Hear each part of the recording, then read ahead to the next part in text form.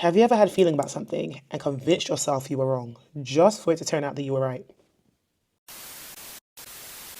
Hello, hi, and welcome back to Spirit Tea and Talk. It is good to have you here with me. I appreciate your presence. Thank you for being here. Today, I wanted to talk about second guessing our intuition.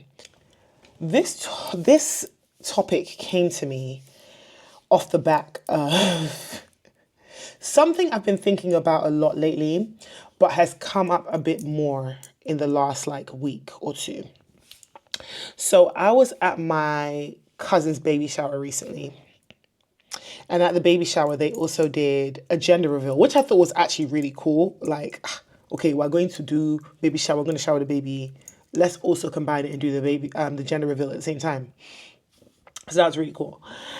And basically, when everyone's like, so put your guesses in. What do you think it's going to be? What do you think it's going to be?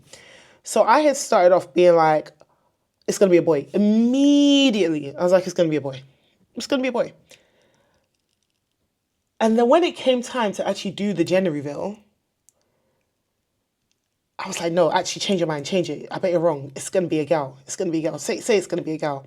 And I literally felt myself having this internal battle being like, no, now, you thought boy first. There's a reason you thought boy. It's a boy. It's going to be a boy. I was like, no, it's going to be a gal. It's going to be a gal. And I said, you know what? Nah, it's going to be a gal. Final answer, it's going to be a gal.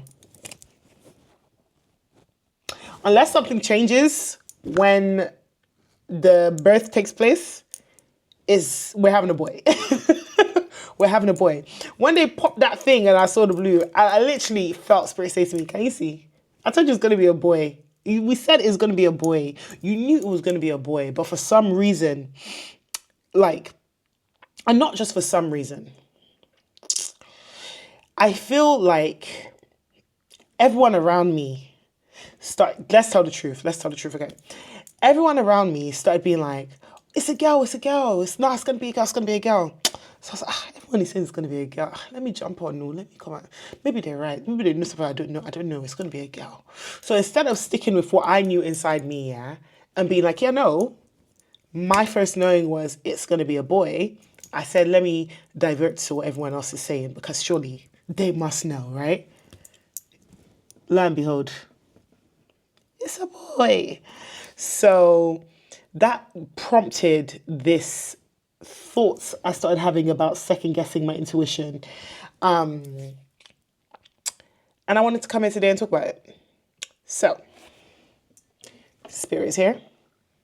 I got my tea. Let's talk. How cute is this mug, by the way? So cute, so cute.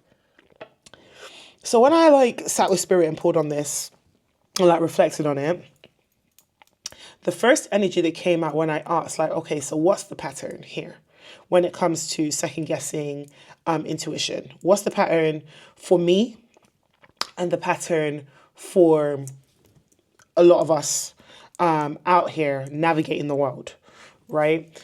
And the first energy that came out was the Queen of the Mind. And as I saw it, hit me really strongly, because basically what came to my mind was okay, cool. If you're responsible for something that is, your life, your path, your choices, right? It's naturally we have the inner wisdom to sense the important things that may be happening or that may be coming. It just is part of it. We have that, especially as intuitive beings. We are intuitive beings. It's in the name. We know, right? And I started thinking about queens, and queens, they command in this divine femininity. They rule with this strong firmness.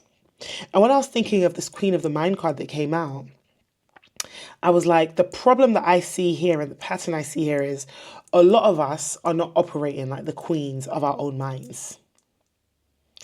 Instead of commanding our thoughts, we're letting our thoughts and our surroundings and circumstances and the things we can see command us, because you can't see your intuition. You know what I'm saying? So we're letting everything else command us rather than us commanding it, right? And so we let doubt speak louder than our own knowing. And we're proven wrong or right over and over and over again, but kind of stay in this same cycle of intuitive doubt because we're stuck. We're stuck. And then there will be times where you like trust your intuition and you're like, oh yeah, but it seems, and this is not just me, this is even based on conversations I've had with people and things people come to me with, you know, we're stuck in this intuitive doubt. And I feel like this shows up in so many ways. Like the second guessing of intuition shows up in so many ways. For me, one way it's historically shown up is overthinking. Like I'm a chronic overthinker. It's so bad, right? And I can think of the times when my intuition was strongest, my overthinking was the lowest when I think about it. It's actually mad. But the times when I'm overthinking decisions, overthinking actions, overthinking moves the most, that's when it's harder for me to listen to what my intuition and what my knowing is trying to tell me. Then I will now start go and start like asking bare people for advice. Like I can have the same thing I'm thinking about, the same thing I'm trying to like figure out, okay, what to do. I'll ask one person, they will tell me something. Okay, cool. I'll now go to someone else. I'll ask them. And it's like, and I know I'm not the only one who does this. It's like, okay, something's on your mind, so you can't help but just keep talking about it. Even though you do know, you know what your spirit and what your own intuition is telling you to do. But it's like, all the thoughts are like, no, I need to talk it out. And then when you start talking it out, you want advice. People will be putting their thoughts in. And so now you're taking all of this advice, all of these people's thoughts, all of people's opinions and what they feel on what you should be doing. But the intuition ain't your intuition. So they may mean well, but all of this coming at you, it now gets jumbled inside. And then what's the answer? Another way like second guessing intuition comes up is like kind of seeking and needing logical proof before trusting something or before being able to like make a move. It's like, okay, I need to list everything and I need to know everything and I need evidence and I need facts and figures. And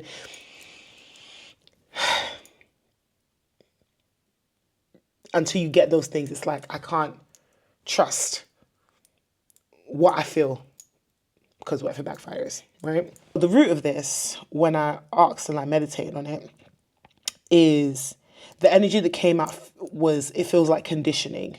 And it's mad because isn't that always the root? Shit, I mean, like, oh, what's the root? 11:11, as I said that. Yeah.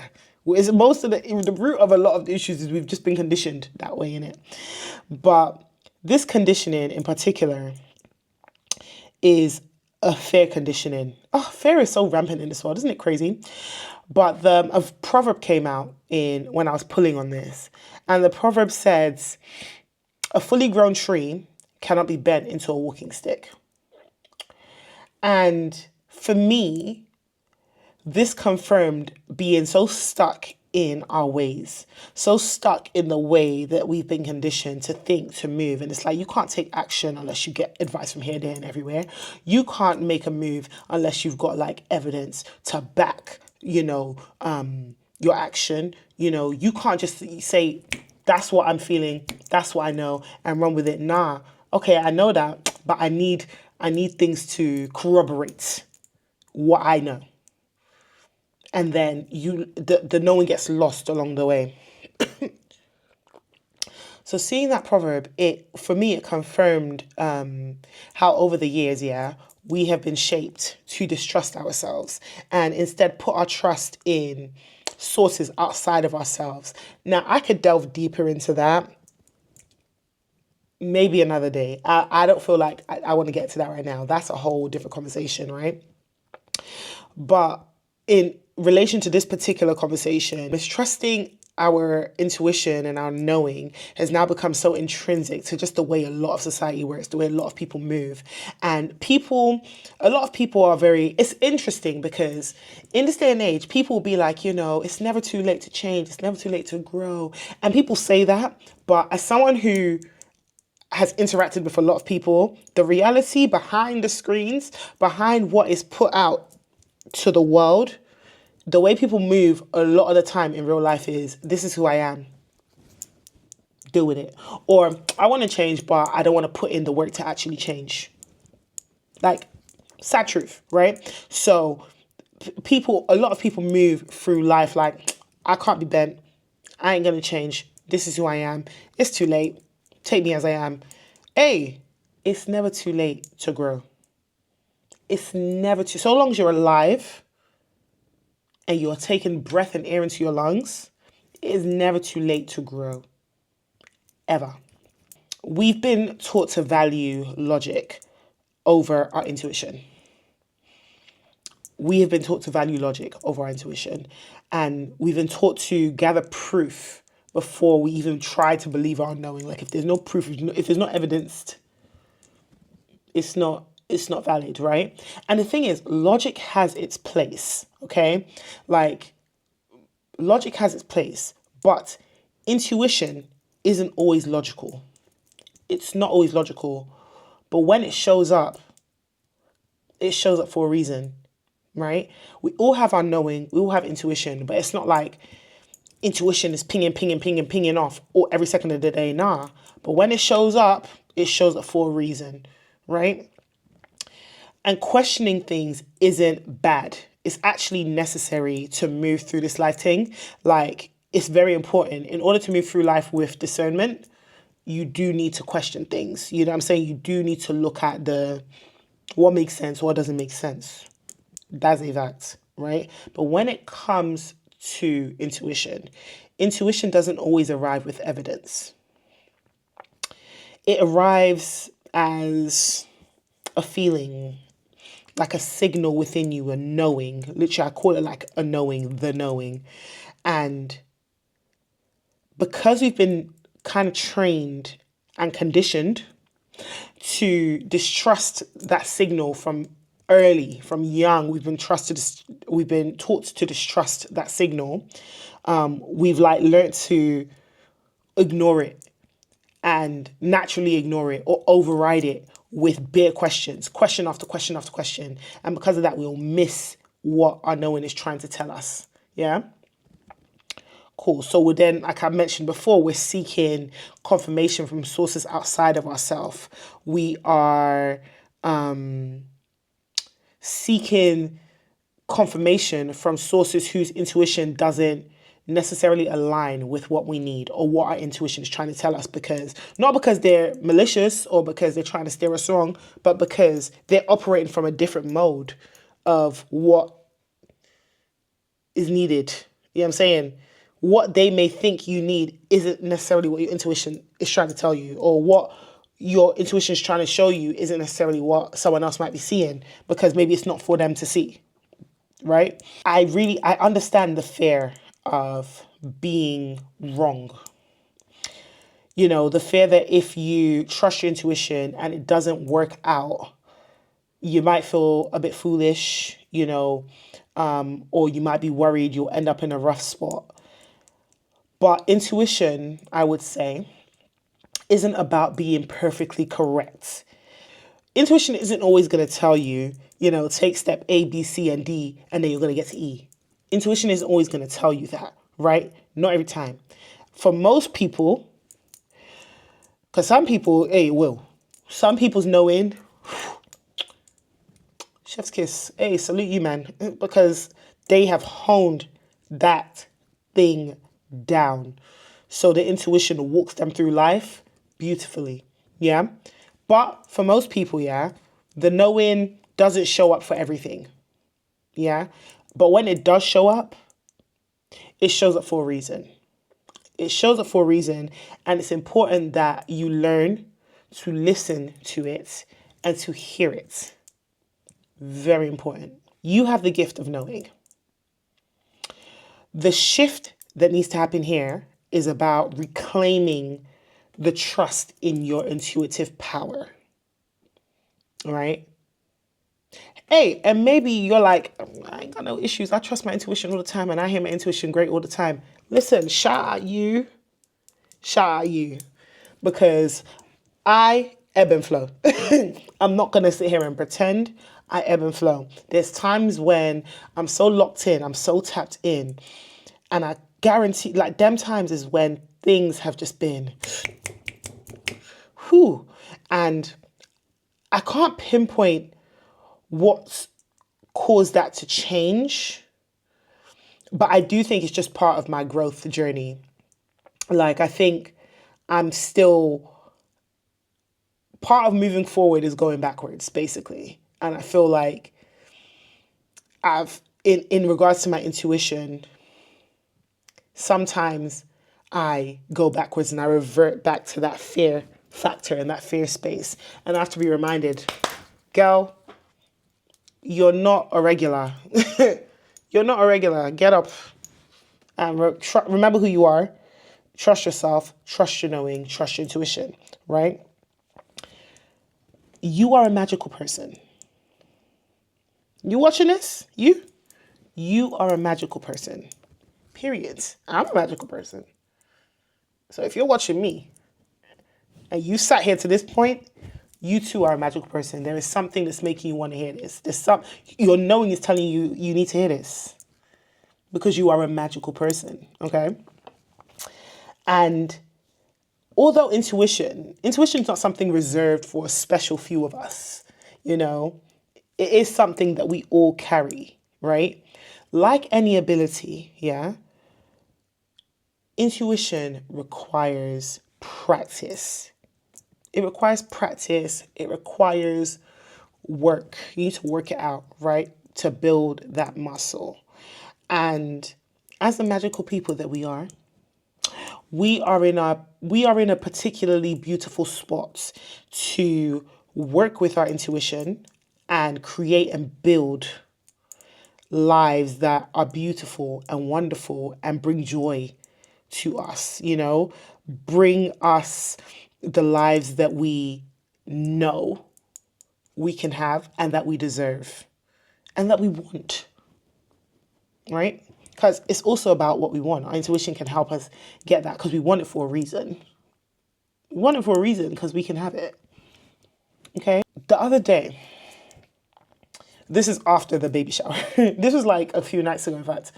I was reminded by Spirit the importance of not just trusting my intuition, but working on it and honing it. After the baby shower situation, I had said I want to look up some intuition exercises, some guessing exercises to just start building up that muscle again. Because the times when my intuition is sharp, like I said, listen, I can't lose. I cannot lose, okay? So we're trying to get back to that point. So I said I was going to do that. I hadn't done it yet, but then I was scrolling through threads a few nights ago and I saw this post. Now, I didn't actually open the post, so I didn't hear what was said on the post. I just read it. It made me stop because it was like, this lady was like, intuition test. And I was like, ooh, you talking to me? And she was like, intuition test. And she was like, guess what color crayon is in my hand. What's the first color that comes to your mind? My first immediate thought was blue. I literally saw the color blue. I saw the color blue. I saw the word blue. So I saw the color and I saw the word. I was like, blue.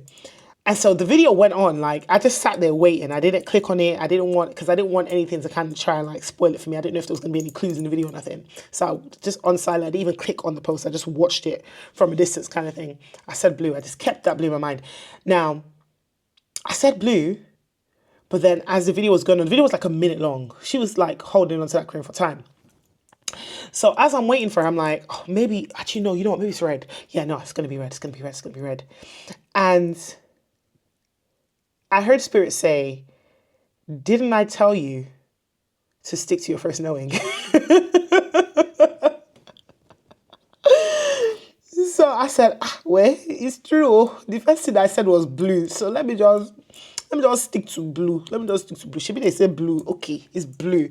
So I stuck to blue. And even it's so mad because it's something so minuscule. But even then I kept fighting, but what if it's going to be red though? Like it might be red.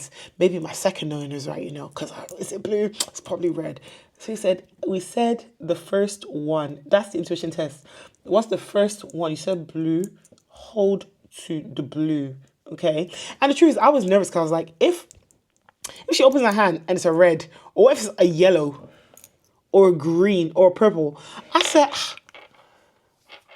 I was gonna feel bad. I'm gonna be real, I was gonna feel bad. Well, I was like, no, we're sticking with what we thought. You saw blue, you just saw the shade of blue, you saw it. Stick to that first knowing. I remember the gender reveal. I said, trust your first knowing, and I did that. And it was such a small thing. And she opened her hand and it was blue. It was literally the blue I saw as well. And I was like, ah. And then it got me thinking about see how I was nearly gonna say no, because I was giving myself too much time to second guess. I was second guessing over something so small, and it may seem something like that was like insignificant, but it was actually very significant, because what it reminded me in that moment was like trusting yourself and trusting your knowing is work. It requires work, and every time that you ignore your intuition, you weaken your trust in it, right? And on the flip side, every time you acknowledge it and like acknowledge that inner knowing and you trust it, you strengthen it. So to that thing I said before about intuition doesn't, come with evidence, right? I would say we think that intuition doesn't have evidence, but I've experienced it enough times to know that the evidence comes after you listen to your intuition and you follow that knowing. So the next time your first knowing arrives, I want you to acknowledge it. Yeah. You don't have to act on it yet. You don't have to do anything, but acknowledge it and notice it. Yeah. And then I want you to notice the difference between the first signal, that first voice, and then the voice that comes after it that tries to talk you out of it or tell you something different. And I want you to pay attention to what happens after that. Like what plays out. Because step one in trusting your intuition, I would say, is first knowing the voice of your intuition versus knowing the voice of your fear. Knowing which is which. And that's it. Tea is finished. Thank you for being here with me. And I will see you in the next session.